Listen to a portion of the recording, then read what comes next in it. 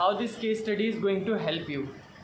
Okay, तो योगा के simply yoga करने के कितने फ़ायदे हो सकते हैं वो अभी हम देखेंगे। क्या होता है कि हमारे वो जो एक अक्का है उन्होंने बताया कि उनके नेबर में एक लड़की रहती है जिसको पीरियड्स के टाइम पे बहुत ही ज़्यादा प्रॉब्लम होती है और उसको पेन बहुत ज़्यादा, जब भी मतलब उनको पेन होता है, पीरियड्स का टाइम आता है तो उनको दवाइयाँ लेनी पड़ती थी पेन को रोकने के लिए। और फिर वो बॉडी इतनी ज़्यादा इम्यून हो गई कि वो दवाई के असर के लिए एक और दवाई लेनी पड़ती थी।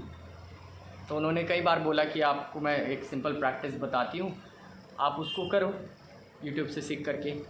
तो उन्होंने शी वॉज रेजिस्टिंग अलॉट। फिर जब एक एंड पॉइंट तक आ गई वो, तब उन्होंने बोला कि आप बताओ मेरे को। फिर उन्होंने बताया तो वो साथ साथ दोनों ने ही किया सीख करके। और उस प्रैक्टिस का नाम है योग नमस्कार। जैसे हम सिमिलर यहाँ पर प्रैक्टिस अभी हम कर रहे थे। इट्स लाइक स्क्वाट्स आप लगा रहे हो, ठीक है। तो स्क्वाट्स और ब्रीदिंग का कॉम्बिनेशन है उसमें। हाउ इट हेल्प हर, एक ही बार उन्होंने किया, उसके बाद उन्होंने किया भी नहीं दोबारा। उन्होंने बताया इसके बाद उन्होंने दोबारा किया ही नहीं, एक बार वो करके गई और वो कई महीनों से इस तरह की प्रॉब्लम से जूझ रही थी। आफ्टर दैट उनको बहुत तेज़ प्रेशर आया और वो रिलीज़ हो गया, मे बी कॉन्स्टिपेशन की प्रॉब्लम हो गया कुछ भी।